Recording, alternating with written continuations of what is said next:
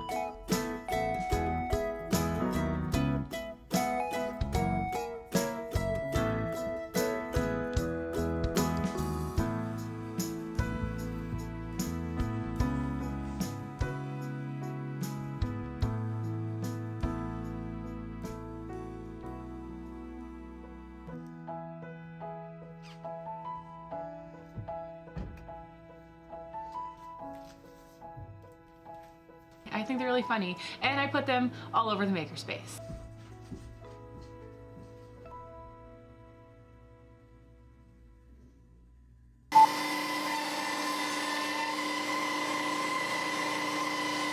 I don't know where Brooke is, assumably doing something important. But we have a slab sale coming up pretty soon, and there is a ton to do.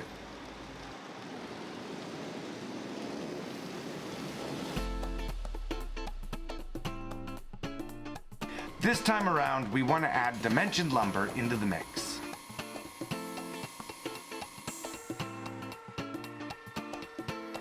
The slabs are fun and great for a lot of projects, but there's a lot of projects where you need a board a little more specific to what you're making. So I'm taking a lot of these pieces that have less characteristics in the grain, that are just kind of like straight pieces of wood, and I'm turning them into the biggest boards that I possibly can.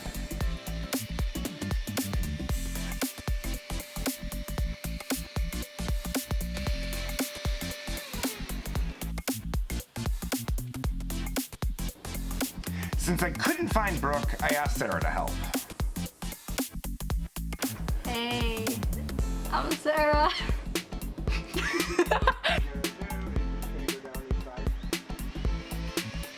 And my dad is making me help him on the CNC machine.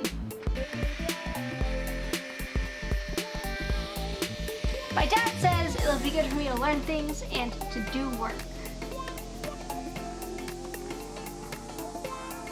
Did I do it? Yeah, but there's one at every...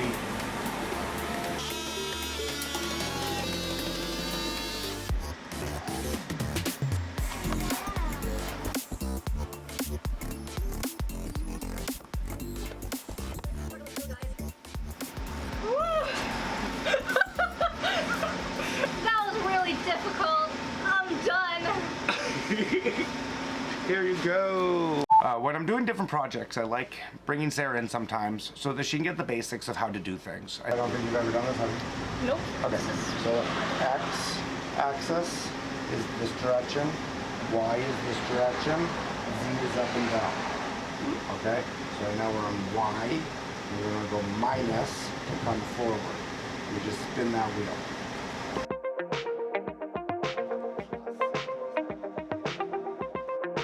Even if she doesn't end up doing this for work, basic knowledge of how things go together is something I can pass to her and that she can keep with her as she moves through her life.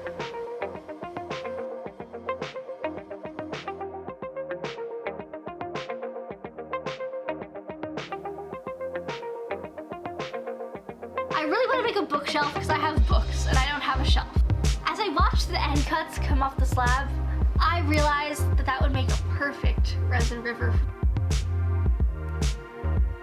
A resin river bookshelf would look really cool. And she ended up finding inspiration in it. Nah, it's cool. Cool beans. She's at that magic age where she rarely thinks what I do is cool, so I'm going to capitalize on this. I helped. I printed posters.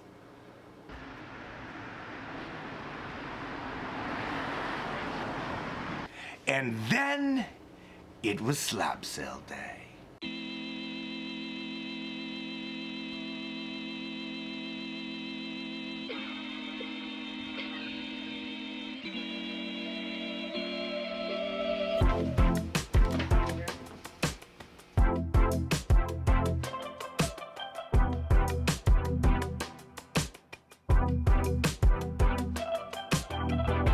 Making locally salvaged material available to other makers has become something that we're really passionate about here. We kind of got into it because we just thought it was cool to use stuff that comes from where we're from, but we've come to learn that less than 10% of wood that is used in the state comes from here. Most of it is imported and travels thousands of miles between being harvested, dried, milled, and used, which is crazy because there's so many trees here and they come down all the time. In storms, they get sick, tree work, and so on. But almost every single one of those trees in Massachusetts heads directly to the chipper. Wood's really heavy to transport too, so it's all just incredibly inefficient.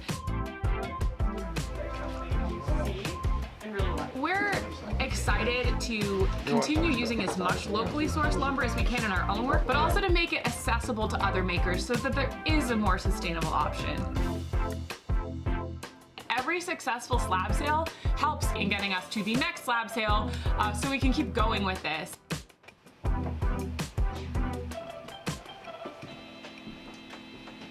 And tons of people came, which was incredibly exciting to see. And made all the work that I did leading up to it worth it.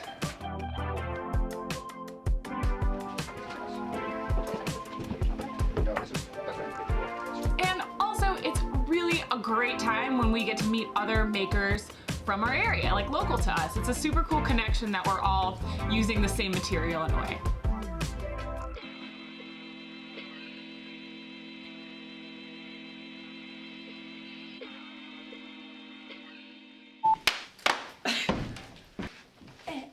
It was good. Yeah, we have a bunch of commissions too. Yeah, and then I like said the yes to- convention stuff. Yeah, I said yes to a sign and a clock. Why'd you do that? We can do it For when? like a week. In addition to selling tons of slabs, which was great, we got a flurry of commissions. But we're going away in 4 days. That's a week. That is not a week. As we're leaving for the Catskill Maker Camp in 4 days. I said yes to a shelf. I already booked the time. Well, this will be fun. I think we got this. What are you doing? We got this. Slab sale ended on a Saturday. We leave for Maker Camp on a Thursday, so that leaves Sunday, Monday, Tuesday, Wednesday. 4.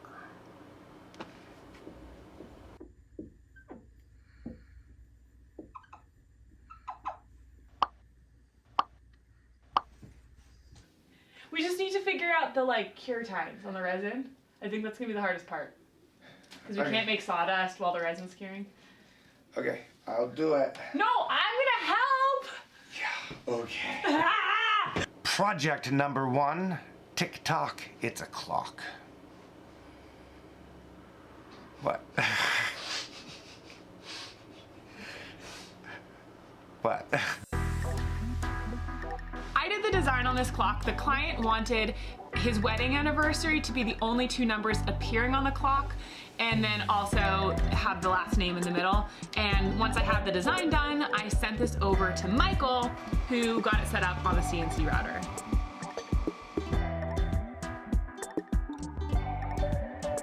This is salvaged local walnut, and I'm starting with a 30-degree V-bit to get the details of the design.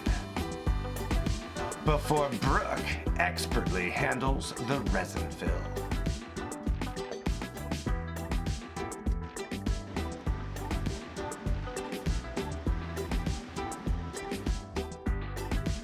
I'm using Total Boat high performance epoxy with a fast hardener to speed things up a bit for myself.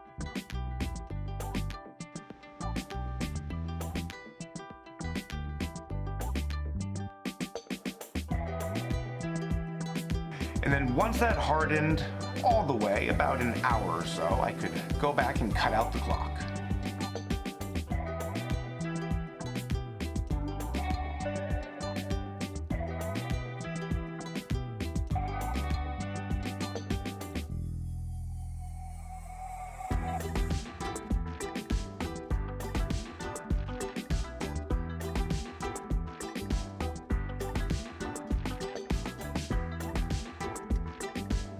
I also flipped it and added a pocket on the back for the electronics so that it would sit a little bit closer to the wall.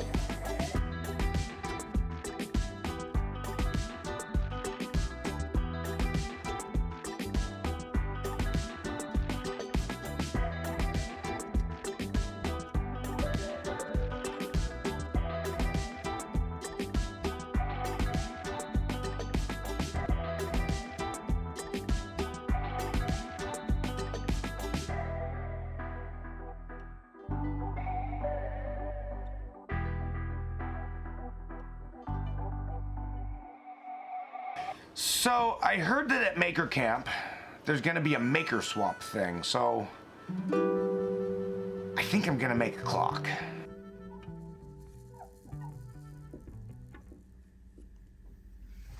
I got this. We got this. I did the design.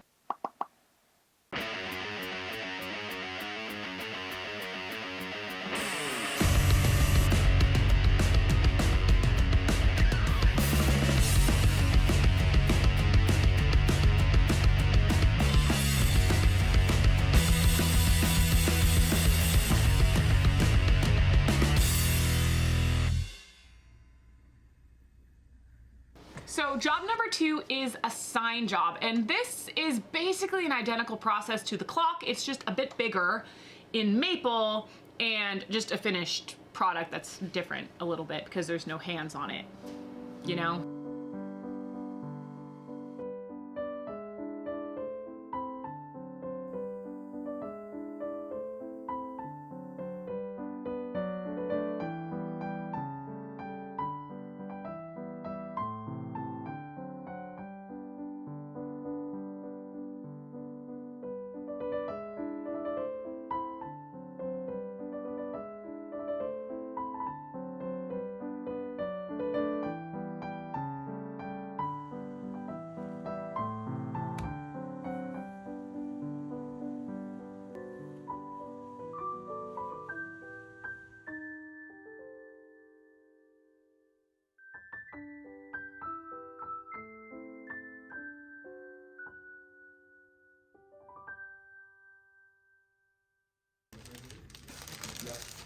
Brooke, Yeah. what type of I'd love to do more commissions like this. I think there's something poetic about local lumber being salvaged and turned into signage for local businesses.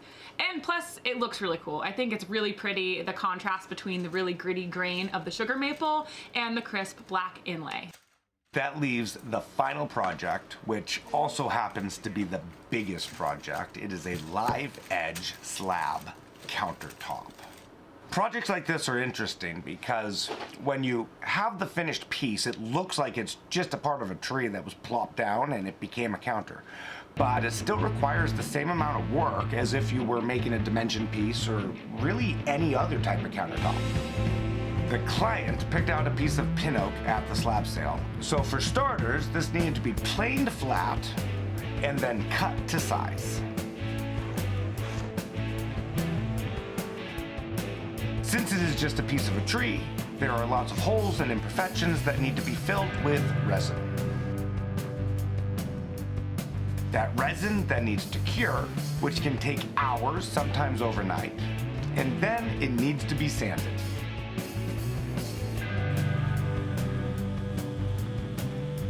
Until it is buttery smooth.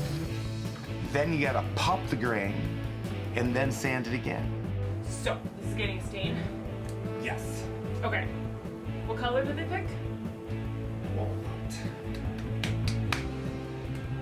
And then the staining process takes a lot of patience as well if you're doing it right.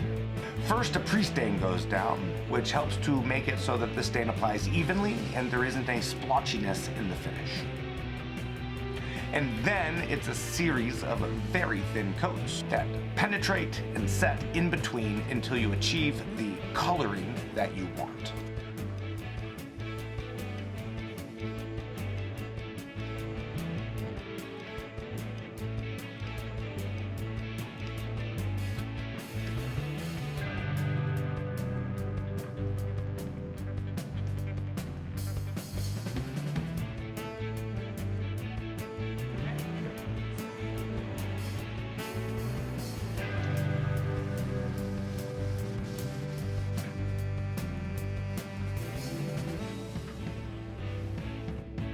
This one took about 8 coats, and just to give an idea of timing, it takes about 2 hours in between coats for this particular stain. So it happened over the course of about 2 days. Each coat makes it slightly darker than the time before, and it just takes what it takes to get the look that you're going for.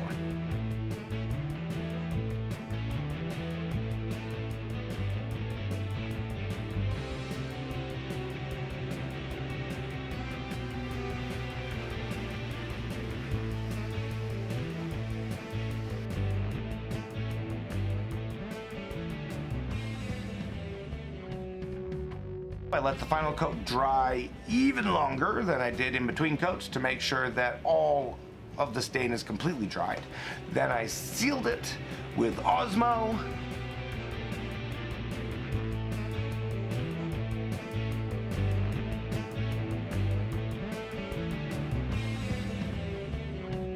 It'll be extremely durable because it is a floor finish, and I find that floor finishes on counters is good.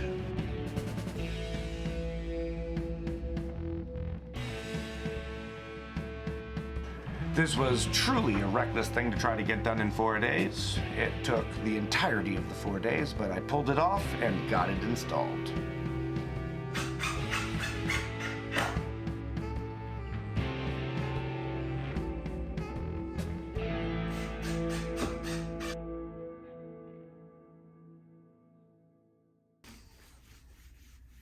And then we could head out to Maker Camp. There is a jackalope and we need to go pet it. Or something along those lines, I've been told. I'm just gonna leave this here and see what happens by the end of the weekend.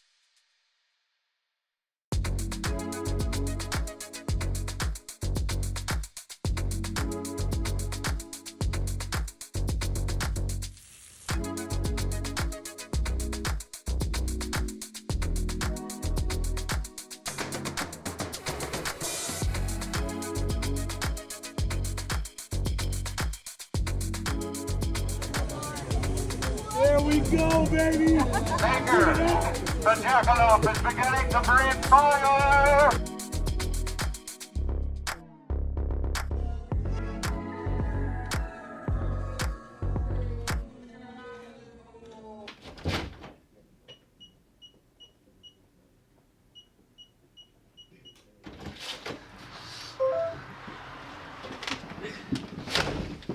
And then we made it back to the Makerspace. Woo! It's a busy month. Your energy. What are we doing now? I don't know why we're here. I thought we were going home. So what are you working on next? Recuperation. What? All right.